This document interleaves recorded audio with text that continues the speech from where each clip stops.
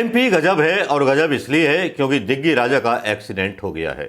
जी हां, car accident हुआ है और भयानक एक्सीडेंट हुआ है जिसमें एक बाइक सवार उनके सामने आ गया। बाइक सवार को टक्कर मार दी उनकी बेरहम कार ने, जिसके लिए उन्हें फांसी की सजा दी जानी चाहिए। जो मोटरसाइकिल सवार हो वो नियमों की, ट्रैफिक नियमों की अनदेखी कर रहा हो, लेकिन सजा दिग्विजय सिंह को मिलनी चाहिए। दिग्गी राजा का एक एक्सीडेंट हुआ और एक्सीडेंट पर खबरें आई कि कार के युवक ने कार ने युवक को टक्कर मार दी। ड्राइवर पर केस दर्ज हुआ, जबकि मोटरसाइकिल जो चला रहा था बाइक सवार वो खुद गाड़ी के सामने आया, उसने देखा नहीं। जीरापुर हॉस्पिटल में भर्ती हैं, भोपाल रेफर कर दिया गया है। भोपाल दिग्विजय सिंह मिलने पहुंचे और कार ने राजगढ़ के टक्कर मारी। टक्कर इतनी ज़्यादा तेज थी कि युवक खंभे में जा उड़ा। युवक को घायल अवस्था में जीरापुर अस्पताल ले आए, वहां पर उनकी हालत गंभीर देखते हुए भोपाल रेफर कर दिया गया। दिग्विजय सिंह भी अस्पताल पहुंचकर युवक के स्वास्थ्य के बारे में जानकारी ली और बेहतर इलाज के लिए भोपाल रेफर कर दिया। पूर्व सीएम ने कराई व्यवस्था, पूर्व सीएम ने अपनी गाड़ी से उनको भिजवाया और पूर्व सीएम जो थे, हाल ही में जिला कांग्रेस अध्यक्ष प्रकाश पुरोहित की माता का निधन हो जाने पर उनको श्रद्धांजलि देने के लिए पूर्व सीएम उनके गांव गए थे, जहां से वापस आते हुए राजगढ़ की तरफ से आ रहे थे। तभी उनकी कार के सामने अचानक एक युवक आ गया। रफ्तार तेज होने की वजह से युवक की बाइक की टक्कर हो गई। युवक 10 मीटर उछल करके जा गिरा। पुलिस ने कार जब्त कर ली है, लेकिन ये तस्वरा क्या है, ये माहौल क्या है। लेकिन जैसे ही एक्सीडेंट हुआ तो बहुत सारी चीज़ें सामने आने लगी। एक बयान दिग्विजय सिंह का और तैरने लगा, लेकिन सीसीटीवी कैमरे की जो चटपटी वीडियो थी वो सामने आई, जिसमें खास तौर पर बाइक सवार की गलती नजर आई। तो ये सीसीटीवी कैमरे पर वो वीडियो देख लीजिए जिसमें ऐसा हुआ।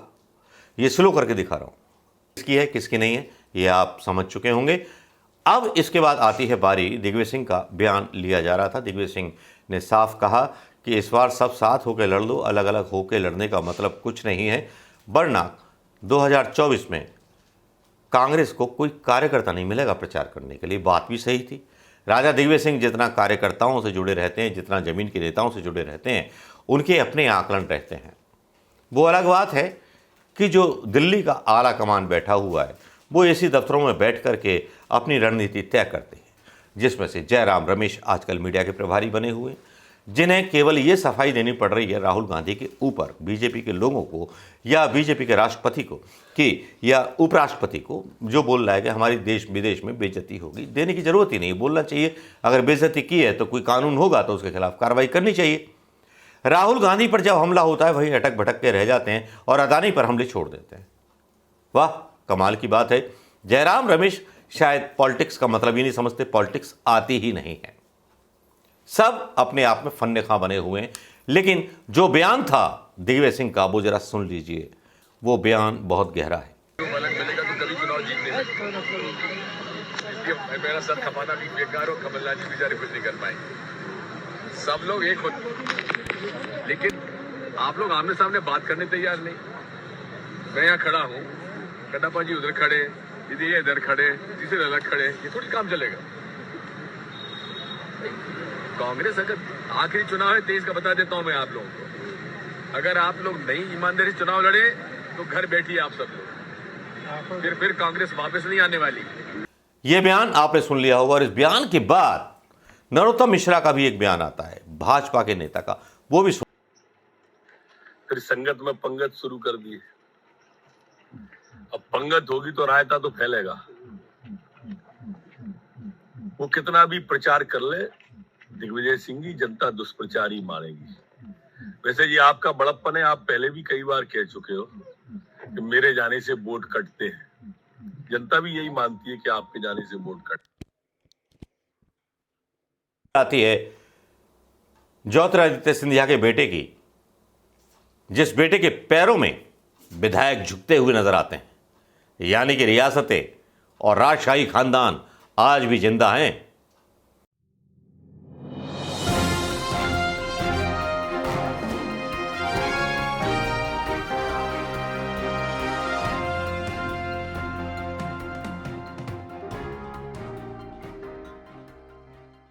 ये अजब गजब नज़ारे केवल मध्य प्रदेश के अंदर नजर आएंगे, लेकिन दिग्विजय सिंह ने जिस तरह से बोला कि ये आखिरी बात है कि एक हो जाइए, वरना अगले चुनाव में कांग्रेस का कार्यकर्ता ढूंढे से नहीं मिलेगा।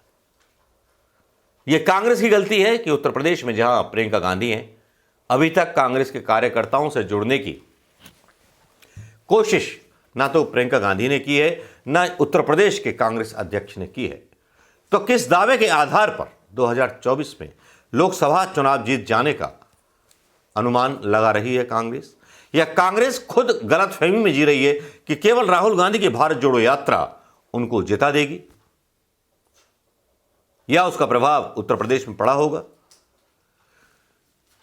कांग्रेस का मल्लिकार्जुन खड़गे के अध्यक्ष बनने के बाद ग्राउंड वर्क क्या है, ग्राउंड की पोजीशन क्या है, क्या उन्होंने नीति बनाई है, इसके बारे में किसी को कोई भी खुलासा नहीं है। केवल जो आसपास के लोग हैं वो बयान देते हुए सोशल मीडिया पर पवन खेड़ा या सुप्रिया श्रीनेत नजर आ जाती हैं। क्या इतनी ही नेता हैं हमारे पास? 2, एक सुरेंद्र राजपूत आ जाते हैं, 3, और कहीं किसी भी स्टेट में कोई नेता नहीं है जो बयान दे सके। एक जो हैं अपने चौधरी नजर आ जाते हैं मध्य प्रदेश में, जो किसानों को लेकर के कुणाल चौधरी जो किसानों को लेकर के सवाल उठाते हैं। कांग्रेस अभी भी अपनी हकीकत से कोसों दूर है। एक्सीडेंट जरूर हुआ दिग्विजय सिंह का, लेकिन कांग्रेस की आंखें खोल देने वाला बयान उन्होंने दे दिया, और यह बयान वाकई में ऐसा बयान है जिसको लेकर के वर्तमान अध्यक्ष मल्लिकार्जुन खड़गे को मंथन करना चाहिए। केवल बड़े बड़े अधिवेशन कर देने से और ये मान लेने से कि जनता नाराज है, गैस का रेट तेज है, महंगाई है, तो वोट कांग्रेस को मिल जाएगा, तो इस भुलावे में ना। आप एक ऐसे शख्स के साथ लड़ रहे हैं चुनाव जिसके हाथ में संवैधानिक संस्थाएं हैं, मीडिया है, न्यायपालिका है, तो उसके लिए आपको जनता के बीच में जाना बहुत जरूरी है। राहुल गांधी ने भारत जोड़ो यात्रा कर ली, लेकिन अब उसके बाद क्या? हाथ से हाथ जोड़ो यात्रा का क्या हुआ? दिग्गी राजा ने खुद कांग्रेस पर बहुत बड़े सवाल खड़े कर दिए हैं। इन सवालों के जवाब चलिए हम सब मिलकर ढूंढते हैं और कांग्रेस के नेताओं से पूछते हैं, क्या खाली राहुल गांधी के आश्रय है कांग्रेस, या प्रियंका गांधी का रोल क्या है, या और नेताओं का रोल अपने अपने प्रदेशों में क्या है? पंजाब हार चुके हैं, क्यों हारे, किसकी वजह से हारे, किसके इशारे पर हारे? क्या इसके बारे में कोई इन्वेस्टिगेशन रिपोर्ट कांग्रेस पार्टी की कमेटी के सामने रखी गई? शायद नहीं। कांग्रेस अब भी चूक रही है और कांग्रेस लगता है खत्म होने के कगार पर है, और मोदी इस चीज को पहचान गए और ये पूर्वाग्रह दिग्विजय सिंह को आ रहा है कि अब ये ऐसा होने वाला है, क्योंकि अब भी कांग्रेस इस सत्ता के बाहर है, लेकिन अपने आप को आज भी 3-4 स्टेट जीत जाने के बाद अपने आप को किसी बड़े बिग बॉस से ज्यादा नहीं समझते। ये जो घमंड है ये उतारना पड़ेगा। सब राहुल गांधी की सोच के हो जाएंगे तो शायद देश जीत जाएंगे, अदरवाइज बाबा जी का घंटा मिलेगा। भाई सब तैयार रहिएगा, कड़वी सच्चाई है, बोल दिए मैंने। नमस्कार, जय हिंद दोस्तों।